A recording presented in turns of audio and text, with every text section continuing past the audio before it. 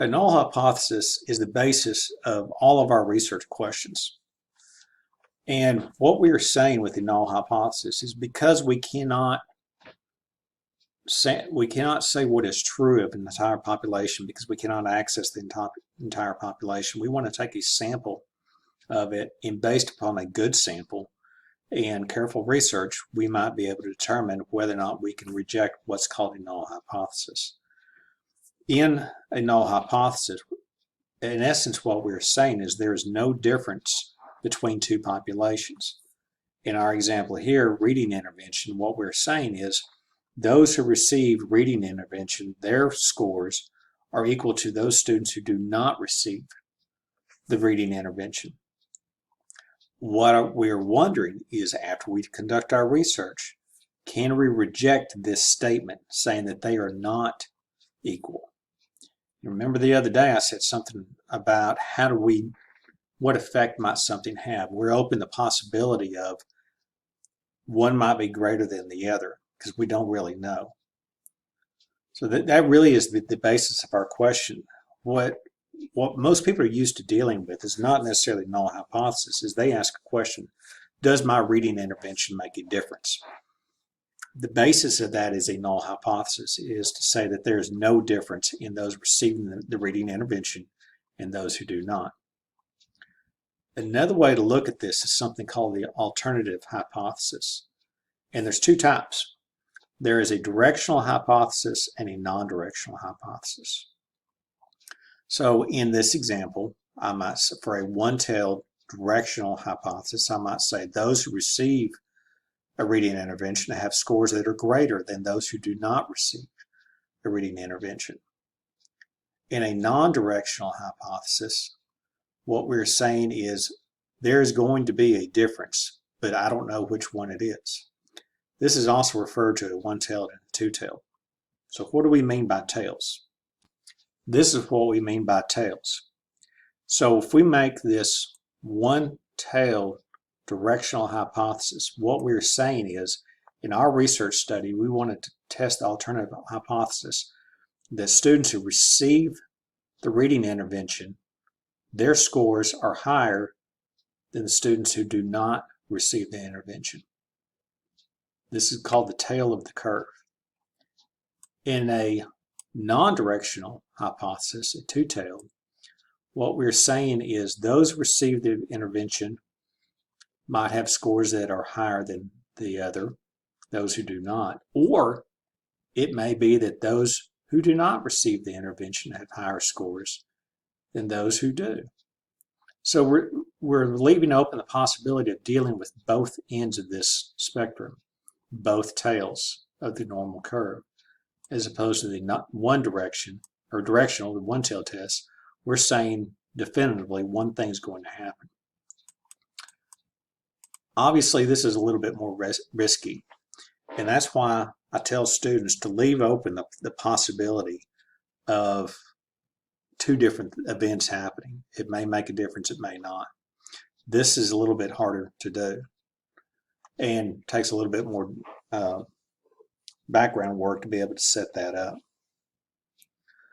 So the next thing that happens is what's called a scientific cutoff point that allows us to determine if we failed to reject the null hypothesis. And significance level is designated by alpha.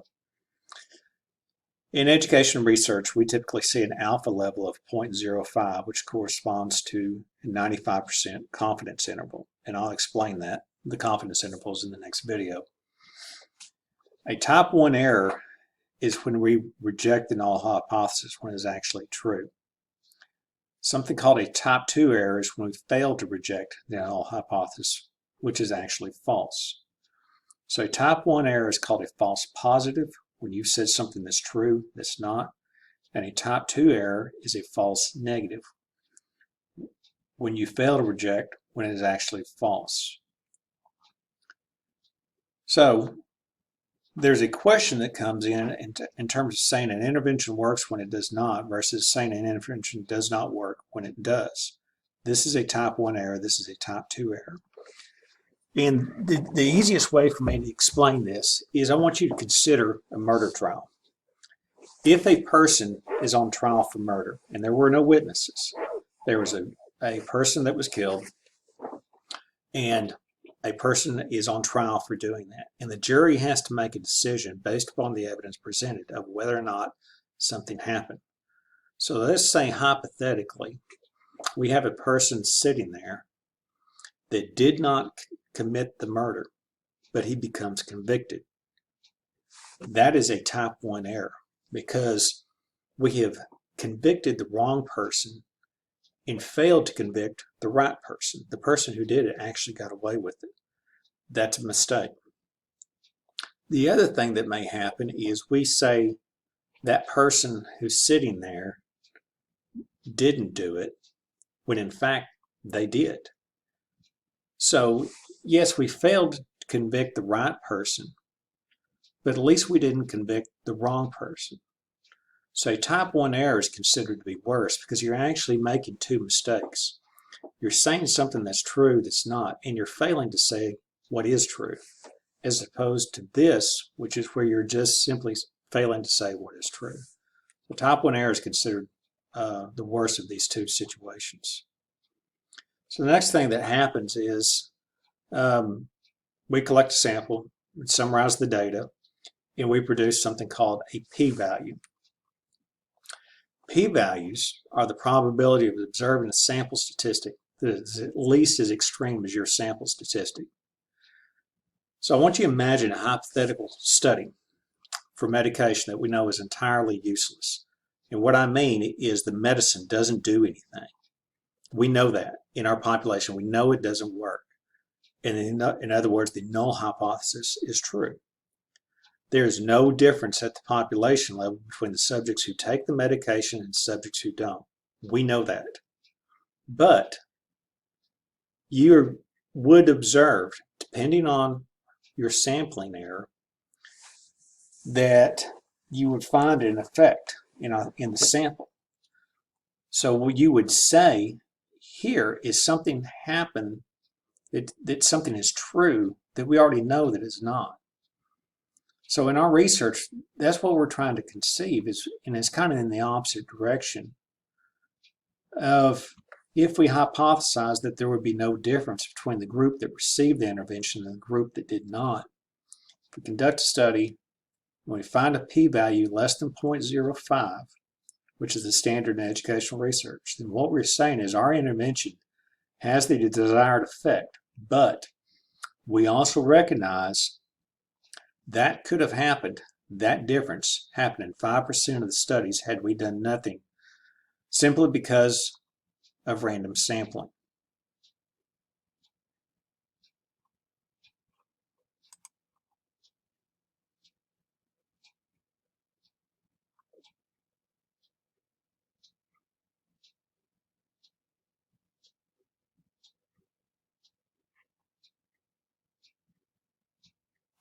I'm going to show you an example in just a second. I also want you to work through this in your groups. Really, the thing to take away from this is this p-value. For us to say something might have significantly happened, your p-value has to be less than 0.05. But you also have to recognize the fact that as researchers, that what you saw happen, if this value is less than 0.05, actually had nothing to do with you. It was simply because of the people that you picked. And I want you to think back to what Richard Feynman said about knowing things in research. It's very difficult to know things because there's so many variables that we don't have any control over. So we have to live with the fact that sometimes the differences we see are not because of what we did, but because of who we picked. And we didn't actually do anything. And that's something that we're willing to live with. So if we set our standard value at 0.05, and we actually end up with something much, much less, like a 0.001, it's a very, very small chance that it was random sampling error that caused the difference. And that's a good thing. That's never zero. There's always a chance that we're wrong, but we're just going to have to live with that. So let's look at an example of one of these. I want to kind of talk through this, but I'm also going to post this in a a Google Docs so that you can, I want you to be able to work through this together. So let's suppose we want to test a new reading program. And if it goes well, we'd like to expand it. So like in your district situation, you want to test something and see if it's true of the entire school district. We can't test everybody, and we wouldn't want to. Why is that? Well, because one, it's hard to do it, and two, we don't really have to because of the way sampling works. We can try it on a representative population or representative sample and see if there's a difference. So we're going to test a hypothesis. Our hypothesis is there is no difference between those who get the intervention and those who do not. So what I want you to do is write out specifically what is our question, and then write that as a null hypothesis statement. So there's four things that can happen. Let's deal with this one and this one first. Remember, we're taking a sample and making an estimate of the population. That's the purpose of a null hypothesis. So we might say there's a difference in our sample, and in fact, if we actually could try on everybody, we might find there's a difference in our population. Those two things agree, that's great, no problem. The second one is if we say there is no difference in our sample, our reading intervention makes no difference, and in fact, in the population, there is no difference, that's okay too. Here's where we get into trouble. If we say there's a difference in our sample, but there's not actually a difference in our population, we said our reading intervention worked when in fact, had we actually been able to test it, it did not. We've made a type 1 error. This is a false positive situation. If through our work we say, no, our reading intervention doesn't make a difference, but in fact it actually does, that's a type 2 error. So this corner and this corner is where we've made mistakes. This is the worst of the two mistakes. This corner and this corner are good things. What we've said in our sample is true of the population, one way or the other. So what happens next?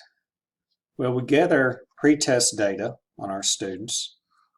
In the middle of this, we provide an intervention, the reading intervention, and then we're going to do a post-test on that. And what we want to know is, did it make a difference? So here's the pre-test mean. Here's the post-test mean. We had 25 students in both of those groups. This is one group twice. Here's the standard deviation for that, for the pre-test, standard deviation for the post-test. This is called a paired differences or paired sample t-test. So the difference between the pre-test and the post-test is 1.04 points. So why is this negative? Well, because we subtracted pre-test minus post-test scores. We subtracted this number from this number. What is the standard deviation of this? 1.04, 2.26. So we go over here and we find that this value is less than 0.05. This is our significance level. Remember, we wanted to this is a two-tailed test. We just want to know if there's a difference, and it did make a difference because that is less than 0.05. So you should be able to go in here and figure out your mean and your standard deviation. And it's two-tailed because we left open the possibility of it may make a difference, it may not. So this is called the p-value. This right here is a p-value. And the key to answering our question is whether or not this made a difference. So assume for a moment we took 1,000 samples. That means that 28 times out of 100, or excuse me, 28 times out of 1,000, the difference we saw is because of who we selected. So we should be able to reject the null hypothesis. Again, what I want you to do is state what was the null and whether or not we can reject it.